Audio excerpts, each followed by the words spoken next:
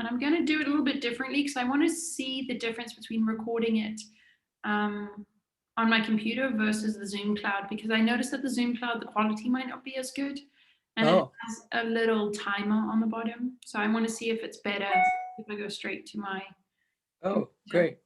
So Good. we are recording, and it's just you and me today. I felt like this was much needed because I did miss you.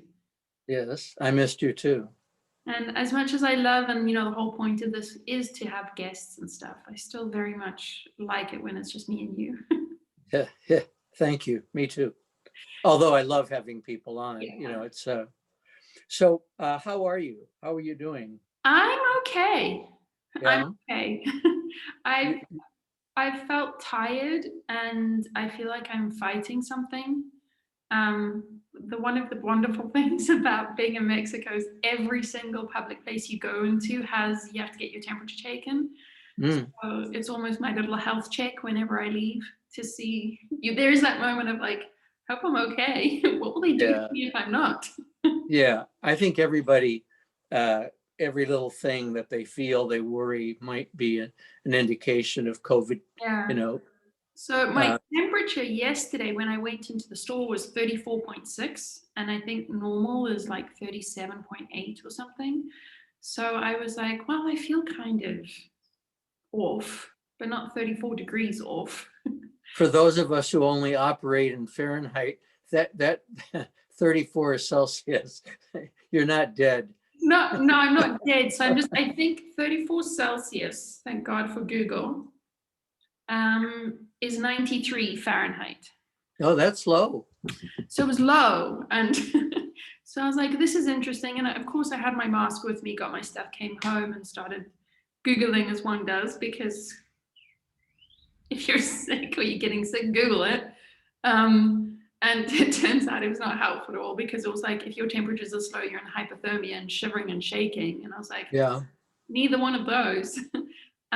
So I do feel like something is coming on. So I'm taking my little regiment of first aid kit, which is garlic, ginger, and oregano oil, Yeah. and gonna try and see if I need to go and get a COVID test, just to be sure. We're getting our vaccine on Saturday. We finally got in for our first shot, which is Nice. great. Which Yeah. one are you getting, the Pfizer vaccine, or do you We get a don't know. choice? We don't know which one we're getting. There are a couple available, but when Ray didn't ask when the appointment was made, but we pre-registered, and then they got in touch with us, which we were delighted about. But they didn't leave a message, so Ray checking just numbers that called and returning them is how we connected with them. Oh, wow. That's Yeah. interesting. So I guess they're just running down the line. And If you're there, you're there. If you're not, move on. so Uh, you had to call them back and get a confirmed yeah, swab. yeah. So we're glad about that. He Yeah. particularly is glad. He has some respiratory problems, so from childhood. So he's particularly glad, I think. Yeah. But so you said that there were a couple of things that you wanted to talk about today. I What do. are, The what are they? first one, there's two things that I have been thinking about. The first Yeah, one is the follow up from our discussion last week with Sarah Choi. And one of the things we were talking about was sort of being called to be in service. And then you had said, well, I'm not called, I asked. And it really was a point there where I was like, kind of the same thing, I get it, but I think it's worth a discussion, because I think, the obvious question there is that anyone might have is, what is the difference between being called versus asking for it? So I and thought that would be a good discussion point. and what I mean by asking is that I didn't.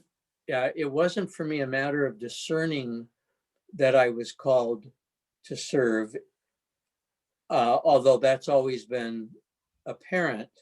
But I also asked, you know, I asked directly, not specifically in terms of what topic that I was supposed to be of service for.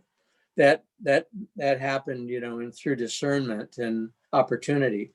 But it was more making myself available, saying, go ahead, use me if you would. Yeah. And that's why, Hayley, one of the things that I wanted to talk about too at some point are what are the influences in our lives? You and I talked about religion, but what books, what movies, what songs, Yeah. what people impacted me to want to say that, please use me. I want to be of service. Well, and it goes back, I think, clearly to, not my will, but thine will be done, right? Which Jesus said. Yeah. And the Our Father basically says the same thing. I think that the thy will be done is such a powerful statement and combination of words. I say it every single day, and anytime I feel myself shaking, sort of sort of getting to that little thing of like, should I, shouldn't I, doubt coming in, I immediately go into, I surrender, thy will be done, I am divinely guided, show me the way. Mm-hmm. And I think, when we're talking about the difference between being called versus asking for it, it all comes down to thy will be done. So, Mm-hmm. in my over analytical way of looking at this question and trying to figure out where I am on it, I absolutely also asked for it. I Mm-hmm. think when you're called is when you're ready to do it. And I think that's when you have to surrender into thy will be done. Even Mm-hmm. when you ask for it, you still have to surrender into thy will be done, because that's when the timing is right. That's when you're in the best possible position to be of service and people are ready to embrace what services you can provide.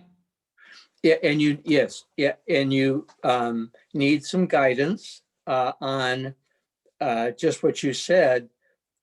One could say, after hearing inspiring stories about saints, which I got a lot of growing up as a Catholic, one could say, I'm ready to be a missionary, right? That's giving us, and then that day you ignore somebody in need because your mind is, well, I'm supposed to be in Africa, right?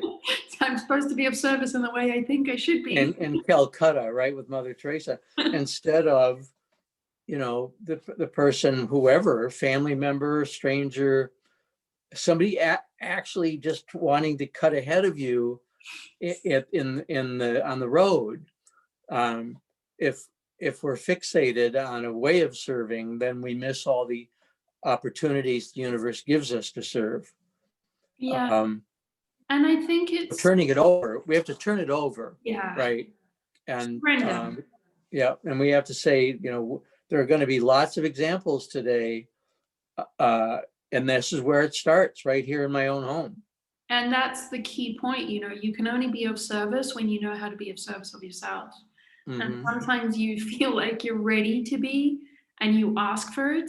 And meanwhile, your soul, God, is looking at you going like, need to unravel a little bit more before we're putting you in the game. Yeah, yeah. Or need to unravel a little bit more before we put you in the big game. Yeah. I think, and that's maybe what discernment is about, is saying, I'm ready for something. I'm ready. I feel prepared. I feel competent and confident, that I'm there. But prior to getting there, one doesn't need a medical degree in order to give first aid, right? I mean, as an analogy, you don't wait until you've got the MD. So yeah, and I think some of this is totally strange to people, that it feels, it doesn't feel as something that they can relate to, because they don't feel called beyond being a parent, which is a real calling, right? They're not sure what their light is and how it's supposed to be useful. Does that resonate? It totally resonates. And from how I see it, I think people see, on the outside, when they look at me, they see this person, the outside shell of this person that felt she wanted to do something, felt her calling, and just went ahead and did it, and was confident already and courageous already. They don't really understand how much it took to even get to that decision, and then how much it's even taken to get to the point now where I am being of service to others now, not just to service to myself. I am getting more and more put in the game. So, Mhm. so I think there's that disconnect there. There's that gap in terms of people feeling like there's more of a story to it. And I think it sort of alludes to that overnight success theory myth that, people just all of a sudden it clicks and everything happens. It's like, no, there's actually a lot of work that went into, and it is just that moment that we look at and it seems like everything clicks, but that's just when the universe says, right, come on in the game. Mhm. It's it's an awareness, right? I mean, that things sort of come together, but the thing that I uh, feel is that it keeps happening over and over again. That Mhm. I'm really being tested in my um, spiritual path, or my beliefs, I guess. Now with this congresswoman from Georgia, who I don't like giving a name to because I don't want to increase the amount of money she's going to get for book sales, et cetera. But to not post on that, and on the senator from Kentucky or the Archbishop of Detroit, to not throw meat to those who I know agree with me, when people could guess how I feel anyway. So why not use the space to talk about something more uplifting, right? Does that, And it's really been hard. I mean, the last 4 years uh, of the Trump presidency was just really hard but a great test. This is my point, though, is that there's some wonderful opportunities. a great opportunity. Um, Yeah. but I think, we always have the choice to fire up whatever we want, and we can fire up the things that we're passionate about, the things that we're energetic about. We can equally fire up the things that we're triggered by that are sort of scary. And, I post on social media too. And I always post, I try and stop myself and be very clear that I'm posting because I find joy in it. I never post about something that I'm scared of, that I'm not finding joy in, or I'm having a venting moment about, because that is not where I want my energy to fuel. Hmm. I'm working on another column, and I wrote in it that I often will compose a post and check my facts and read it 4 or 5 times to make sure that it says exactly what I want to say. And then I'll push delete, Mm-hmm. Just like, because wow. the feeling comes up that says, now what good is that going to do? What is it that you're wanting to achieve with that? And I'm in this piece, I'll send it to you when I'm ready to publish it. But sometimes Ruth Bader Ginsburg talked about, sometimes in a successful marriage, you have to be partially deaf. And I wrote that you also have to be partially mute, not say things that you're wanting to say, because saying them is only going to pull Right. you away from, right, the joy that you want to have in that. And if I fail, and I'm, for any number of reasons, you're tired, you're hungry, you're angry, you had a bad dream, whatever. So if I fail in my ideals of being, withholding negative comment, uh, Ray has said in the past, well, that's not you who's talking. And it catches you, because you think, well, it's certainly not the me that I want to be presenting. It's me, right? Clearly it came out of me. But as you say, you know, there, again, that old imagery of the two wolves, which one are you going to feed?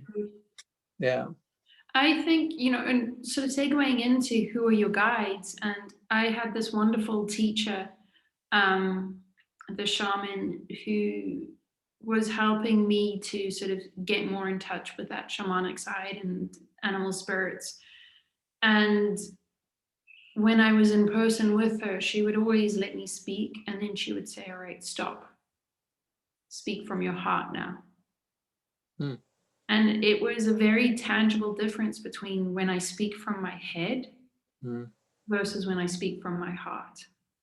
And it's, you know, it's just a human thing, I think, that when we do feel a bit triggered, when we feel a bit threatened, we leap straight up into our head. That's, you know, to Ray's point, that's not you speaking. That's not your heart.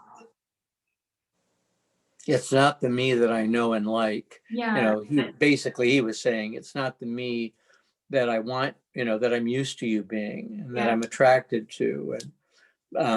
And it's a wonderful opportunity to say, I'm sorry. You know, learning to say, I'm sorry is so important. Saying sorry to yourself, you know, I'm trying to get in the habit first of saying sorry to myself and forgiving myself before I say it to somebody else. Because that moment when I moved from my heart to my head was a moment I didn't trust myself. And I feel like that is, from what I have experienced, I feel like that is almost like a mortal wound to myself, where I'm like literally saying to myself, I don't trust you. That requires an apology. That requires a, you know, I love you, I forgive myself for freaking out, not trusting, and just leaping straight to my head. Once I can say that, then I'm back in my heart and I can say a heartfelt apology to the person that I lashed out at. I like that. I haven't taken the time. I mean, I've done it in exercises at a workshop, wherever, where you are talking to the child within. But I like the idea of apologizing to basically your soul, right?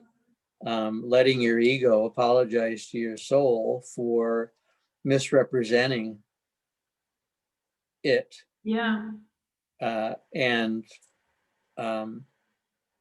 And pulling it back from the journey that it's focused on, right? Because when you do that, you quit walking forward for a while. You're walking sideways. And so what was the other thing? Well, I think let's a good segue into our guides. So, you know, you mentioned that you are having sort of a tougher time, and sort of as we, you know, move forward, take those steps forward on our spiritual path. Who are your guides? What are your guides? Ray told me that Saint Germain is his guide, and he knows that my guide is Saint Francis of Assisi. So I said to him, I've never heard of a Saint Germain. I think that saint is made up. He said, your saint is made. He said, your saint is made up. That's awesome. I mean, they kind of are, you know, because there's so many stories around and out and about them, and so many different takes based on what religion you're in or what aspect of that religion you're in. It is a very personal journey. Yeah. And well, I like the idea of a guide. One, it just allows you to, if you're not one to think and honor your ancestors, and I don't come from a background where I spend a lot of time thinking about my ancestors and their influence on me. I think focusing on a guide who manifests characteristics that you aspire to also manifest is a good way of connecting with the highest vibration, right? Yep. And allowing them to teach you. Yeah. They teach, at least from what I see, they teach you how to connect with that aspect of yourself and be that aspect of yourself while you're in the middle of all the doing. Mm-hmm. One of the things that I know that there are many people who don't believe in God and don't believe in an afterlife. And I respect that. There are moments that I think, oh my God, this is so corny. What are you even saying? These words and the idea.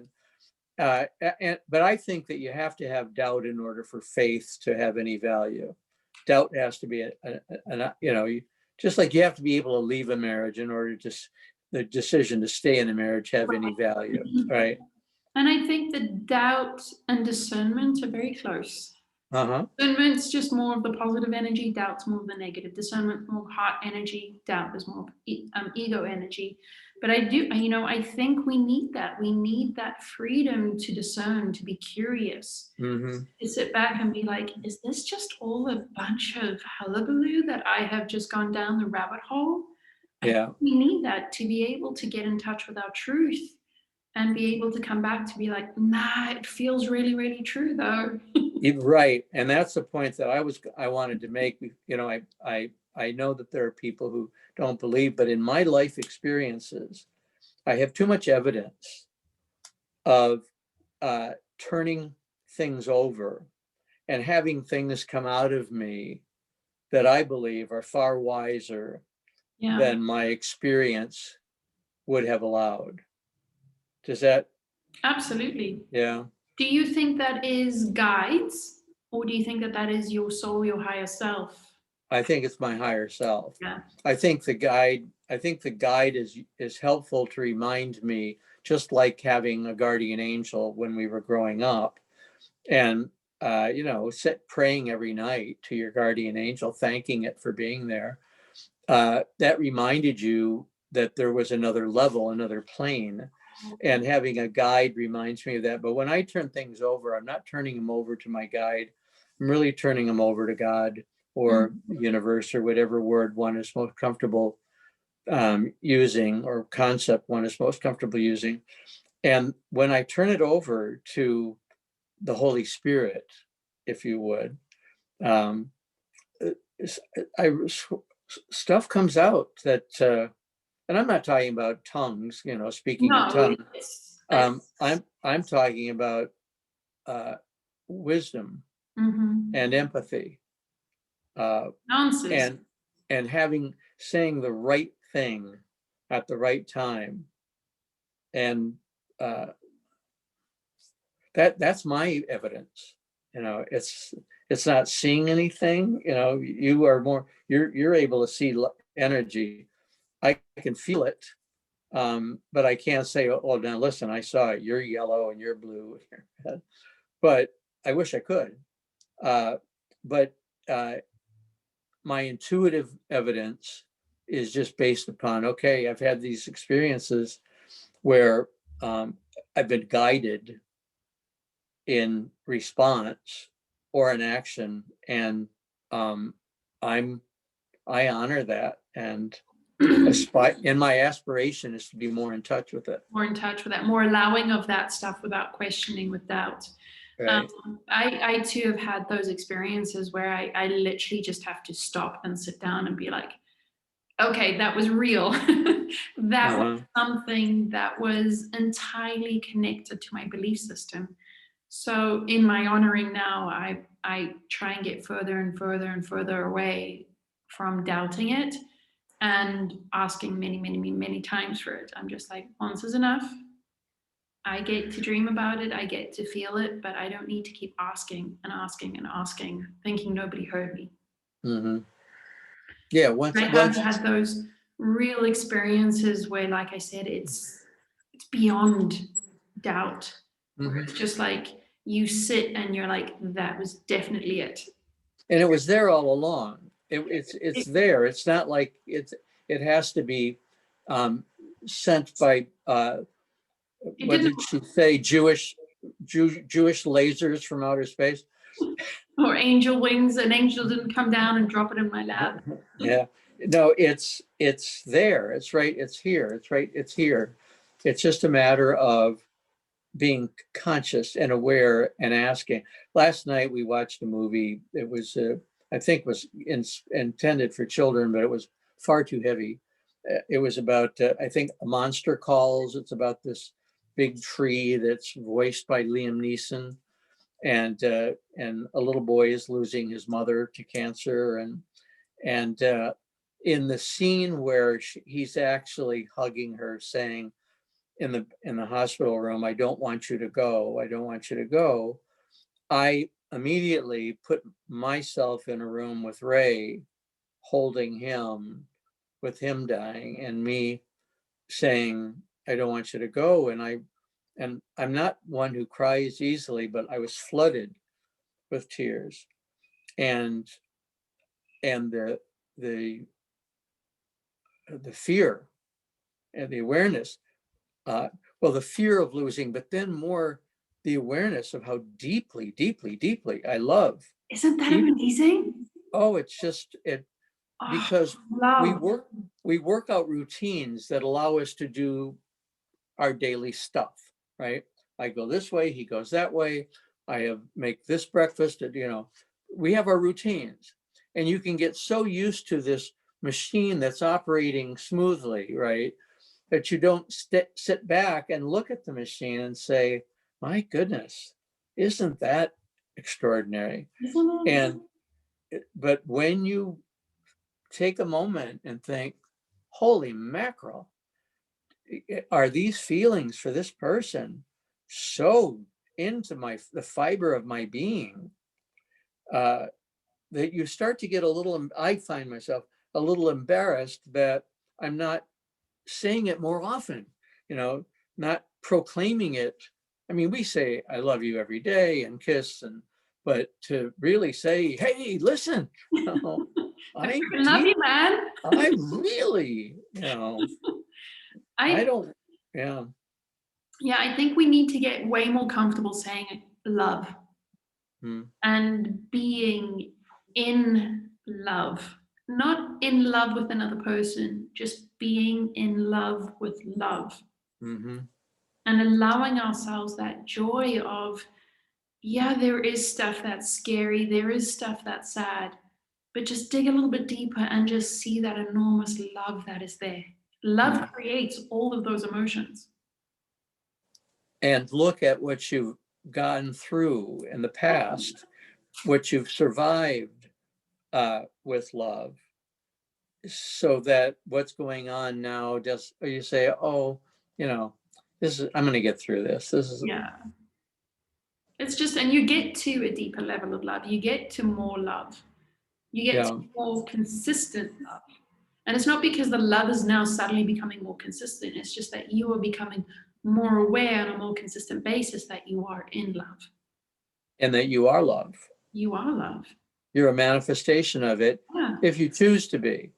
You're not a very good manifestation if you're laying on the horn, because somebody is taking too long to turn left. That's not love, and you're not manifesting it. You're choosing your ego, and you're choosing to be in your own story only, and not even thinking about what's going on in the car ahead of me. But when you choosing to not honk is huge. It's love. It is, and it's huge. Equally as there are examples of love, there were equally examples where there is clearly not love, so don't call it love. Right. Don't say I love you and then behave in an unloving way. Right. I spend a lot of time talking to people about what is not love. Because there is this obligation that must be love. It's like, that's not love. When somebody threatens you, or somebody says, if you don't do this, then I won't love you, that's not love. There's love is missing in that equation. Don't pretend that it's there. Don't pretend that if you submit, love will suddenly appear. It's an interesting topic, but I did want to, I know we could go on forever about love, but I wanted to get back to your guides. So is St. Francis your only guide, or do you feel like you connect with other guides or other teachers? Yeah, and I have to say, I love Francis, and I love the fact that you picked him out for me. I don't give him, his due on a daily basis. I'm more aware of an angelic presence around me, and this is. Let me share something with you, and this is, to say it out loud is challenging. To own my own angelic nature, to say, you've got to understand that there's something going on here, that you have an effect that's positive on some people, and instead of uh what do they call it when you change the subject quickly, deflecting. Mhm. Instead of deflecting the gratitude and the honoring, and say, oh, we all have it, but thank you, I just happen to be here. To say, there is something going on, and will I get sufficiently in touch with it before I die? I think that's a really big question. Hmm. I think that's a big, big question that a lot of people are afraid of. What if you don't? Where do Well, you go? if you don't, you don't, and I think I'm one who believes that we have consciousness, perfect consciousness, after our body gives out, Yeah. when our soul is transitions, and we're able to see our shortcomings. Um, and for some people, it's going to be really embarrassing, how they treated other people, especially if they did it in the name of God. Uh, but all of us, even those of us who are starting to feel in touch with our angelic nature, we're going to see how we fell short on that. Well, I think how well you did too. And yeah, absolutely, how well we did. Um, I'll share a secret with you. Good. I um I very much connect with angels. Archangel Michael is a very strong presence in my life. And I work Uriel, Gabriel, Raphael, very strong connections with me.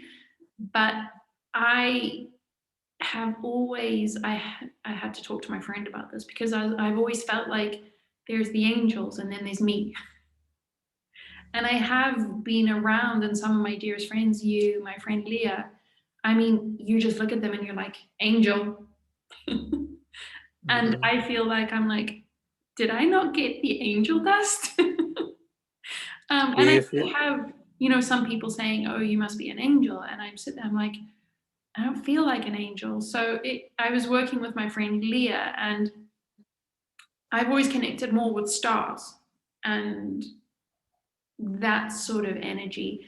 And I think that there are we all have that pureness of the angels, but I think that there are some souls that are of the angels, and there are some souls that are of the stars, and all these different sort of avenues of the universes.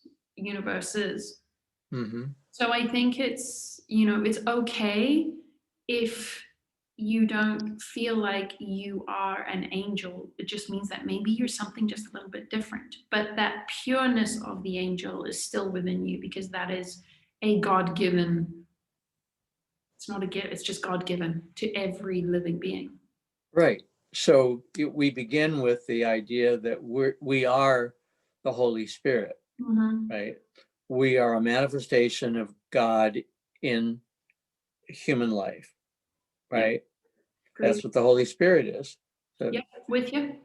and I think whether we identify as angels or stars is like God versus universe. In some ways, it's how we um, have grown to think of things, Mm-hmm. right? And you may have put angels uh, up on a pedestal that you don't feel you belong Yeah. on yet, right? one of the things, you're young, and I know that that doesn't mean you're not wise or truly gifted, but I think our confidence grows with age. I agree. Uh, and yeah, it's too bad that one has to um, get old in order to become more aware of accepting, Accepting right, the power. uh, of the power that they have. Um, and once you accept it, you don't dwell on it, right? That's going back to the gifts of the Holy Yeah, Spirit. We it's not talked with about Bill about piety is really humility, right? that, and I think that is the pureness of power, is that it is not something that you then use for force. It is Mhm. something you just exist in. You accept that it's there. You uh, you continue your spiritual practice of meditation or readings, whatever it is, to keep feeding that, spirit, keep feeding it because it wants to grow stronger and stronger. But you keep doing what you do. I mean, that doesn't mean you stop writing or stop singing or stop whatever. Uh, You embody that power now. yeah, and you just and trust that it will be used. If you ask for it to be used, it will be used. It will be used. And Yeah. confidence is such a, I think it's one of the interesting maybe laws of the universe, is that you actually need to have the time and space of age to be able to embody your power in the purest form. Otherwise, you might honestly be a 16-year-old with a really expensive car. Um, so I think we kind of need that time and space. Um, And the we have confidence to is so go needed. ahead. Huh? The confidence is so needed because as you become more aware of who you are, the message gets more and more potent and powerful. And you need to be able to have that confidence to be able to deliver it. And the confidence, I'll tell you, even though it does have to do, in my mind, with age, um, at least for me, it has. It also comes from feedback that you get from other people. Yeah. I mean, in my mind, uh, you're an angel that was sent into my life to affirm for me, in a voice that I would trust, that I have gifts, right? A lot of people withhold affirmations from others because they don't want the person to feel like they're better than they are, Yeah. right? Because I'm afraid if I tell you that you're really gifted, that I'm saying that I'm not, right? And uh, and I'm not ready to say, I'm just talking about the average person. I'm not ready to say I'm not gifted. If you're kind to yourself and loving to yourself and you give yourself affirmations, it's much easier to give them away. It's actually really funny and synchronistic that we're talking about this, the confidence and gifts, because right before this, I had a call with a client, and well, I love all of my clients. They're all so astounding and extraordinary. And she, towards the end of the call, I can see who she is because we're doing some past life analysis and trying to let go of some patterns. And I can see who she is. And usually I'm just like, I know who you are. There's sometimes a need to speak it, there's sometimes a not. And I had like a moment, because this happens like so quickly for me. I had a moment where I'm just talking to her higher self saying, I can't tell her this. I don't know how she's going to act. And I don't know. And her higher self was like, tell her, tell her, tell her.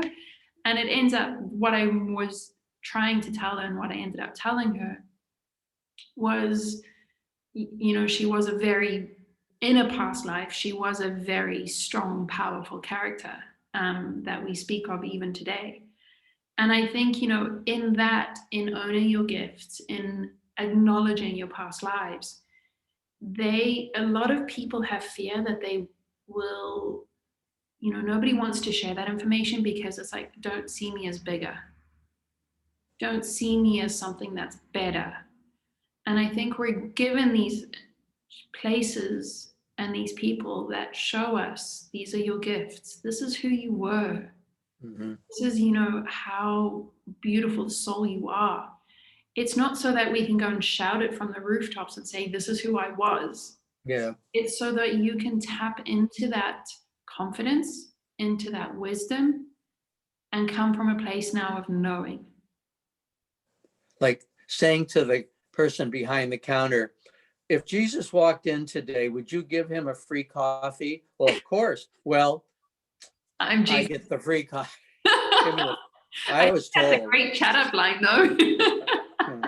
I'd like a free coffee, please. It's a very interesting thing, this whole gifts and guides and past lives, because again, it can be used, just what we were talking about earlier, depending on which wolf we feed, it can be used in so many different ways. So I think it does take a level of age and a level of wisdom and confidence to be able to gather that information and use it in a way that honors where it came from, where it's going, and who it is. Mm-hmm. Some of the feedback that I've gotten on myself has been overheard rather than said to me directly. I once heard my father, who never would say, directly a compliment. You'd get all A's and a B and he'd want to know about the B. But I overheard him talking with my aunt and I think parish priest about, my qualities. And it was nice to hear, but I'd never, you're not going to get it directly. And I think it's because we grow up feeling that we don't want to inflate someone's ego, when in fact, it's not the ego you're feeding, It's the heart. So No. silly. It's If you're cutting chains is what you're doing. You're freeing the spirit by your affirmation. it's and it has to do with those words like, oh, he's getting too big for his britches, or Mm-hmm. oh, his head's just going to swell up now. Exactly. And it's just, you don't make quite the impression you think you do, Brian. and I think it's so silly, and in the silliness, which makes it feel very light and doesn't matter, it's so heavy and so damaging for so many years. And it's just one of the things where we're just so unconscious when we say it and when other people say it. I still think that even when you know it, when you accept it, that you still don't take the seat at the head of the table. You still sit at the back of the room and be invited to come forward rather than assume that that's your place. A lovely segue back into how we started this, called, asking. Mm-hmm. I think receiving those compliments and is really tough, because first you have to unwind out of all of that. Oh my God, if I get a compliment, I'm going to be an egotistical jerk. Right. Unwinding out of that so you can actually accept one, and then allowing it to settle in and open your heart and let your heart sing while you quietly sit on the chair waiting to come into the game. Mm-hmm. You respond when you feel that this, okay, you're in, this is your call. Go take care of that. But otherwise, allow for the fact that there are others out there too who are doing. I mean, that's one of the great things for me, Hayley, about this period of spirituality, is that I see all around me evidence that people are making this journey, the same exact one, Mm-hmm. and recognizing in themselves that they have gifts. And we can all we can all make fun of the different things people come up with to affirm themselves or to channel their souls, right? But it's all good stuff if it works for the person. I think where I have found myself settling, I feel like my new 2021 started in November for me. But where I found myself settling has been firmly in the middle. And it's frustrating and annoying a lot of people outside of me. But for me, it's a very peaceful place where it is a very observational place where I'm like sitting there and I'm able to see these people that are licking toads or milking toad venom to get a hallucinogenic high. And I'm sitting there going like, yeah, not the smartest thing to do, humans. But I'm also able to keep that peace and be able to say, you know what, if that's what you need, you go ahead and do that, because you have the same freedom that I have to explore who I am. Right. And the same calling. Yeah, same calling. It is, it's the evolutionary call. Yeah. Right. So we talk about the survival of the fittest, but it's the evolutionary call to greatness. And that's why we talk about the hero's journey, because it's not easy. It's not saying, okay, I'm going to find Willy Wonka's golden ticket in the candy bar, and then I've got, I've got it. That was easy and sweet. But so, I would say to the person who, milked the toad to get this venom, come back and tell me what happened. I want to know about your experience. I want to know. I'm not sure it's something that I would do, but if I hear from enough people that I respect that they did it and found it to be life altering, then, maybe I'll do that. Yeah. Because I don't want to say, oh no, it's, I wouldn't ever do that. I know myself enough now to never say never. Yeah. The minute that I say I'm not doing that, or I won't do that, or I'm never going to be doing that, it's almost like an instant self-sabotage challenge that I set up for myself. Yeah. And I end up doing it. So now I just like to sit in the middle, which again, I do apologize to all of my friends who are on the outside of that going like, Hayley, just have an opinion. I'm like, I really don't. But it is because, I understand the karma of those decisions of that's terrible and I would never do that. Would you never do it? So they're asking you to judge the behaviors of other people? Well, I think that there's a lot of expectation that because I'm talking to them or they're talking to me, that means we're of the same opinion. So when I say that not my opinion, then I'm put on the other side of the spectrum, and then I'll come back and be like, not my opinion either. I'm just in the middle of this. Is that political as well as spiritual? Yes. Yeah.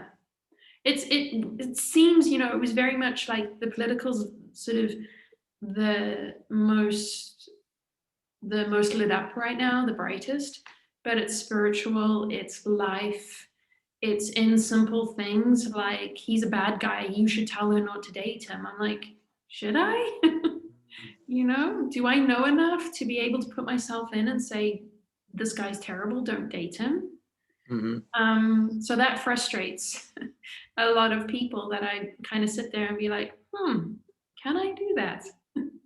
Well, we can ask the person to talk to us about why they like the person. I think, that's where I'm happier being, hey, let me speak to them, let me see what's going on, and then I will give an opinion. Or if they ask, but they have to ask.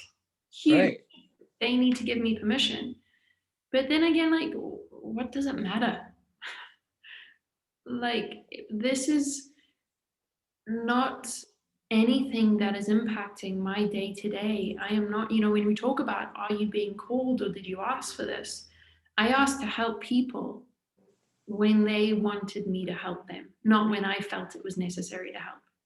Yeah, I'm not, I would acknowledge not being great on boundaries there, because I I embrace or I acknowledge the codependency. I like to be needed. I like to be helpful. I think I know better. Uh, and, uh, I have to be, and so I am going to offer sometimes input that's not asked for, because I'm trying to say, don't go. If you go that way, you're not going to get there as fast as I have, and so I have to catch myself or be caught and apologize to say, you know what, I don't know why I said that. That's your business, not mine. If you want to know what I think, ask. But It's that sweet spot of patience where you wait to be asked, well, that's your wait lesson to be too. called. Yeah, that's part of your teaching. Your teacher is sitting there watching you and saying, wait,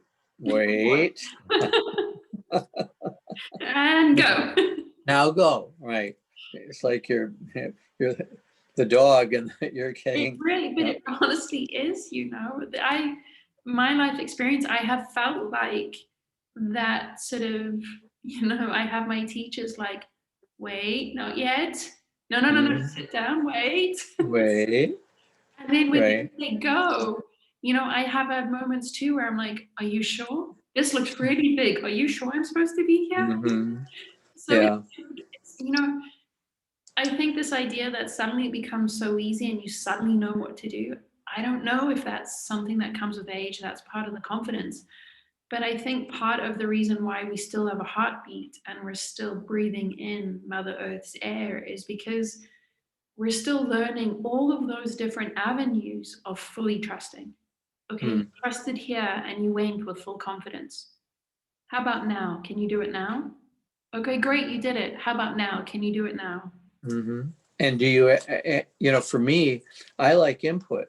I like to hear from people to say, well, what was the worst part of your decision to buy an RV? I mean, you tell me you get to see the country, but what do you not like about it? Yeah. So that it helps me make a decision whether, that would be a life for me. Uh, uh, uh, you've talked, and I don't know if you want to talk about this publicly, about possibly creating a retreat space. Mhm. Uh, I would I would look for I would look for input on that from others. Yeah, Yeah. just so you get every angle. Every angle. And I think, when we talk about guides, it's not always energetic guides. Sometimes our guides are actual human beings. Mm-hmm. Right. So, Well, they're human beings whose soul manifestation we are attracted to and trust. we have Right. an agreement that, hey, there's going to be this point in my life that I'm going to need you to help me. Mm-hmm. Mm-hmm. So it is, very much when I do these, what I consider big things, and especially things that I have had so much resistance to, there is that level of discernment, sort of like, okay, I had so much resistance to it. What has changed now for me to be okay with it? And now that I'm okay with it, how do I honor it in the best way possible? And that honoring is asking many people in terms of, what do you think? What do you see? Because Mm-hmm. although I can see energy and I'm really good at connecting into other people's energy, when it comes to my own energy, I can very easily convolute things and get in the weeds really, really quickly. So I need other humans like yourself, like my friend Mm-hmm. Leah, to be able to kind of be like, come on back, Hayley. Mm-hmm. Mm-hmm. Let's look at this. Let's see which is the clearest path for you. For years, people would ask about coming out. Should I come out? And while I'm able to say I've never met anyone who came out and regretted it, I also need to know, what are the details here? Are you dependent upon your parents' money to go to school? Will you be homeless? What's going to be the impact? Because, we might suggest a strategy of coming out to a few people, but not your parents yet, until you are able to deal with the negative. Uh, And if you don't care, then that's different. But, you know, what's important to you? I mean, helping people discern the path forward really means helping them think through what do you value? And it's seeing them for their unique light. Mm-hmm. You know, just because we told somebody that this is the best path for you and it looks and smells like general advice does not mean that it's right for every single person. Right, right. Yeah. Well, Brian, I think we had a very big chat today. I think we did too. You know, we never know I where it's going to go, huh? I have to run and go and join my Mayan group now. Oh, well, Yeah. let's see. I don't have a group to join. I was trying to come up with a group. I'm going to go grab my Zoroastrians. Well, maybe you should go get with your angel group. They're easier to find. Seriously. All right, my dear. All right, love. Lots of love you. to you, and we'll chat soon. Thank you. Bye. Bye-bye.